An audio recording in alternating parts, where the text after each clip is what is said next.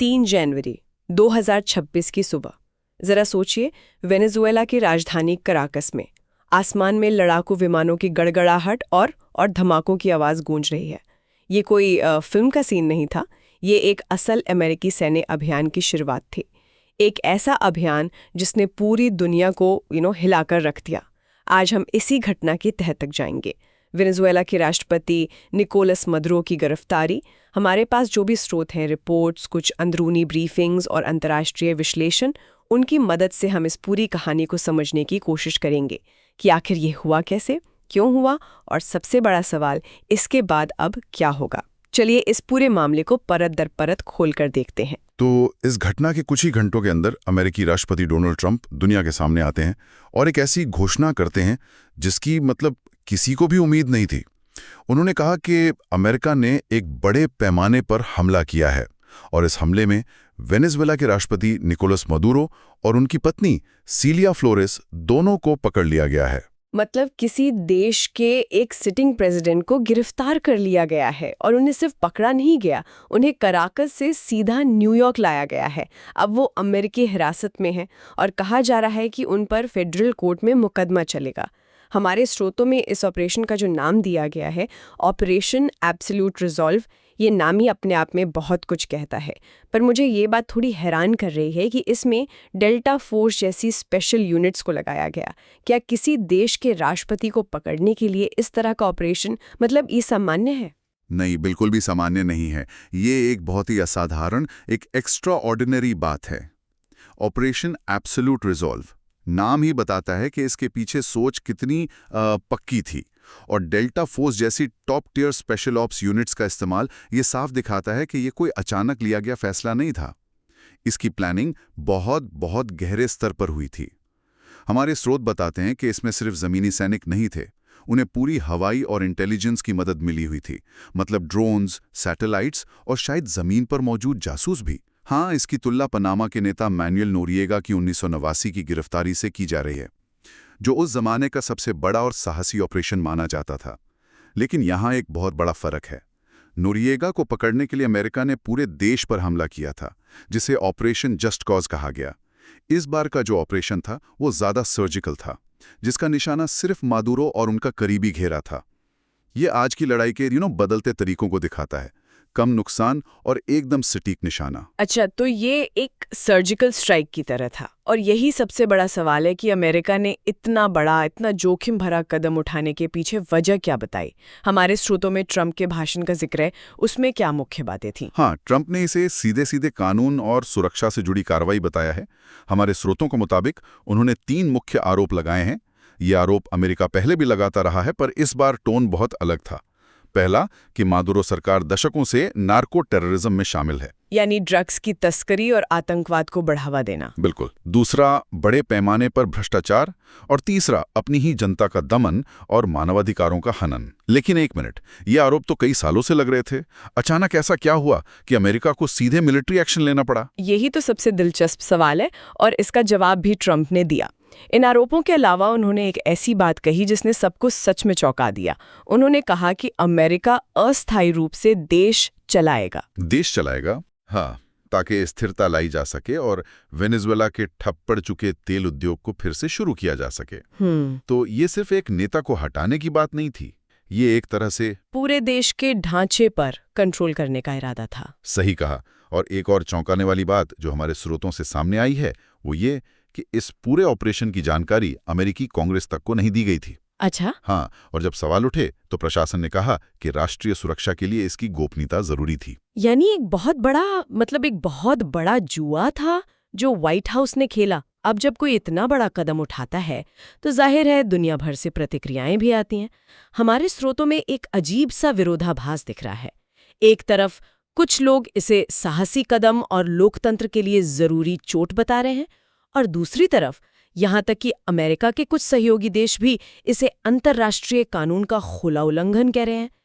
ये दोनों बातें एक साथ कैसे सच हो सकती हैं? ये विरोधाभास ही आज की जियोपॉलिटिक्स की असलियत दिखाता है। हमारे स्रोतों को जब हमने खंगाला तो एक बहुत दिलचस्प पैटर्न सामने आया। प्रतिक्रियाएं इस बात पर उतनी निर्भर नहीं थी कि कोई देश मादुरो को पसंद करता है या नहीं, बल्कि इस बात पर ज्यादा थीं कि उस देश के अमेरिका के साथ व्यापारिक और सामरिक संबंध कैसे हैं। मतलब ये विचारधारा की नहीं बल्कि हितों की लड़ाई थी। बिल्कुल 100%। जिन देशों के आर्थिक हित अमेरिका से गहरे जुड़े हुए थे, उनकी प्रतिक्रिया बहुत बहुत नपी तुली थी। उन्होंने न तो खुलकर समर्थन किया, न ही खुलकर विरोध। जबकि रूस, चीन और क्यूबा जैसे देश, जो वेनेजुएला के पुराने सहयोगी हैं, उन्होंने इसे सीधे सीधे अमेरिकी साम्राज्यवाद और एक आज़ाद देश पर हमला बताया। वहीं वेनेजुएला के कुछ पड़ोसी देशों में, जहां मादुरो की वजह से शरणार्थियों का संकट था, वहां कुछ लोगों ने इसका दबे छिपे तौर पर स्वागत भी किया। तो ये दिखाता है कि आज की दुनिया में जियोपॉलिटिक्स अक्सर इकोनॉमिक्स के पीछे पीछे चलती है। हर कोई अपने नफे नुकसान का हिसाब लगा रहा था। और अमेरिका के अंदर क्या माहौल था? क्या वहां सब लोग इस फैसले के साथ थे? नहीं, बिल्कुल नहीं। अमेरिका के अंदर भी इस पर एक गहरी बहस छिड़ गई। एक तरफ वो लोग थे जो मानते थे कि मादुरो एक तानाशाह थे और उन्हें हटाना जरूरी था, लेकिन दूसरी तरफ कई बड़े नेताओं और विश्लेषकों ने ये सवाल उठाया कि क्या ये कानूनी तौर पर सही था और क्या ये रणनीतिक रूप से समझदारी भरा कदम था? सही। उन्होंने चिंता जताई कि इसके अनपेक्षित परिणाम हो सकते हैं, जैसे कि एक लंबा गहन युद्ध या फिर एक ऐसा पावर वैक्यूम जिसे भरना मुश्किल हो जाए।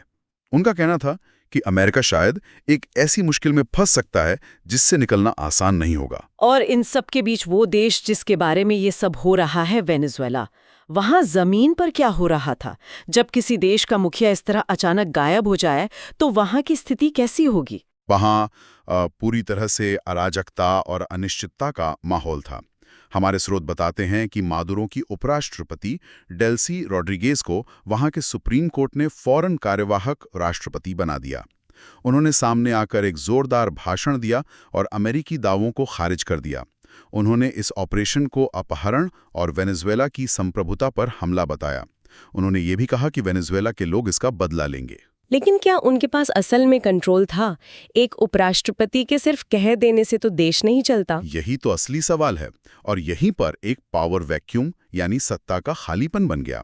देखिए, मादुरो को तो हटा दिया गया, लेकिन दशकों से सत्ता में जमी हुई उनकी पार्टी, सेना के जनरल्स और खुफिया एजेंसियों का जो नेटवर्क था, वो तो वहीं था। अच्छा, तो अब सवाल ये था कि असल में वेनेजुएला कौन चला रहा है? क्या सेना डेल्सी रोड्रिगेज का साथ देगी, या फिर सेना के अंदर कोई गुट खुद कंट्रोल लेने की कोशिश करेगा, या फिर विपक्ष जिसे अमेरिका का समर्थन हासिल है वो इस मौके का फायदा उठाएगा? तो मतलब वहां अभी किसी को कुछ नहीं पता कि असल में कंट्रोल किसके हाथ में है। आम लोग डर और कंफ्यूजन में थे। मतलब एक तरफ मादुरो न्यूयॉर्क की जेल में है और दूसरी तरफ वेनेजुएला में एक खतरनाक पावर वैक्यूम बन गया है। इस स्थिति को देखते हुए हमारे स्रोत भविष्य के बारे में क्या संकेत देते हैं? क्या हो सकता है आगे? हमारे स्रोतों के विश्लेषण के आधार पर आगे 4 बड़े मोर्चे हैं जिन पर नजर रखनी होगी, और हर मोर्चा अपने आप में बहुत जटिल है। ठीक है, एक एक करके समझते हैं। पहला मोर्चा क्या है? पहला और सबसे सीधा मोर्चा है न्यूयॉर्क की अदालत में कानूनी कार्यवाही। मादुरो पर जो भी आरोप हैं उन पर मुकदमा चलेगा, लेकिन ये कोई आम मुकदमा नहीं होगा। ये इतिहास में शायद पहली बार होगा कि किसी देश के मौजूदा राष्ट्राध्यक्ष पर दूसरे देश में इस तरह से ट्रायल चलाया जाए। इसमें अंतर्राष्ट्रीय कानून, संप्रभुता और इत्तसना या इम्यूनिटी जैसे बड़े बड़े कानूनी सवाल उठेंगे। हाँ, उनके वकील तो यही तर्क देंगे कि वो एक संप्रभु देश के नेता हैं। बिल्कुल, वो कहेंगे कि उन पर अमेरिकी अदालत में मुकदमा नहीं चलाया जा सकता। ये कानूनी लड़ाई सालों तक चल सकती है और पूरी दुनिया की इस पर नजर होगी। और दूसरा मोर्चा, जाहिर है ये मामला सिर्फ अदालत तक तो सीमित नहीं रहेगा। बिल्कुल नहीं। दूसरा मोर्चा है कूटनीति का, यानी डिप्लोमेसी का। इस घटना से लैटिन अमेरिका और पूरी दुनिया की कूटनीति में एक तूफान आ गया है। कई देश इस मामले पर चर्चा के लिए संयुक्त राष्ट्र सुरक्षा परिषद का आपातकालीन सत्र बुलाने की मांग कर रहे हैं। वहां अमेरिका को रूस और चीन के कड़े विरोध का सामना करना पड़ेगा। और अमेरिका के सहयोगी देश भी दुविधा में होंगे कि किसका साथ दें। सही बात है। ये एक बड़ा डिप्लोमैटिक सिरदर्द बनने वाला है, जहां अमेरिका को अपनी इस कदम को सही ठहराने के लिए बहुत मेहनत करनी पड़ेगी। तो एक कानूनी जंग, दूसरी कूटनीतिक, तीसरा मोर्चा क्या है? तीसरा मोर्चा है शुद्ध भू राजनीति यानी जियोपॉलिटिक्स का। इस कदम से तनाव बढ़ना तय है, खासकर उन देशों के साथ जो वेनेजुएला के समर्थक रहे हैं, जैसे रूस, चीन और क्यूबा। वे इसे अपने प्रभाव क्षेत्र में अमेरिकी दखलंदाजी के रूप में देखेंगे, और हमारे स्रोत इस बात की ओर इशारा करते हैं कि वे चुप नहीं बैठेंगे। मतलब वो किसी तरह से जवाब देंगे। हो सकता है कि वे अमेरिका को किसी और जगह पर चुनौती देकर जवाब दें, या फिर वेनेजुएला में नई सरकार को अस्थिर करने की कोशिश करें। इससे एक नया कोल्ड वॉर जैसा माहौल बन सकता है। और चौथा और आखिरी मोर्चा? चौथा और सबसे अहम मोर्चा है खुद वेनेजुएला और वहां के लोगों का भविष्य। वो एक भयानक अनिश्चितता का सामना कर रहे हैं। एक तरफ राजनीति का अराजकता है, जहां पता नहीं अगला नेता कौन होगा। दूसरी तरफ देश की अर्थव्यवस्था, जो पहले से ही तबाह हो चुकी है, वो और भी ज्यादा गर्त में जा सकती है। और इन सब के बीच फंसे हैं करोड़ों आम लोग। हाँ, जिनके लिए रोज की जिंदगी और भी मुश्किल हो सकती है। क्या ये अमेरिकी हस्तक्षेप उनके लिए बेहतर भविष्य लाएगा या उन्हें एक लंबे और खूनी गृह युद्ध में धकेल देगा? ये सबसे बड़ा और सबसे डरावना सवाल है। तो आज हमने देखा कि कैसे कुछ ही घंटों के एक तेज सैन्य ऑपरेशन ने एक राष्ट्रपति को सत्ता से हटाकर जेल में डाल दिया, पूरी दुनिया को समर्थन और विरोध के दो खेमों में बांट दिया और एक पूरे देश को अनिश्चितता के एक गहरे भंवर में छोड़ दिया है। ये कहानी अभी खत्म नहीं हुई है, बल्कि शायद अभी तो ठीक से शुरू हुई है। ना भी शक्तिशाली क्यों ना हो, किसी दूसरे देश के नेता को इस तरह बलपूर्वक हटा देता है, तो उस देश के आम नागरिकों के लिए स्थिरता और लोकतंत्र का असल मतलब क्या रह जाता है? क्या बाहर से थोपा गया बदलाव कभी स्थायी शांति और असली लोकतंत्र ला सकता है, या फिर यह सिर्फ एक नई तरह की अस्थिरता को जन्म देता है? ये एक ऐसा सवाल है जिसका जवाब हमें शायद आने वाले कई सालों में वेनेजुएला की सड़कों पर देखने को मिलेगा।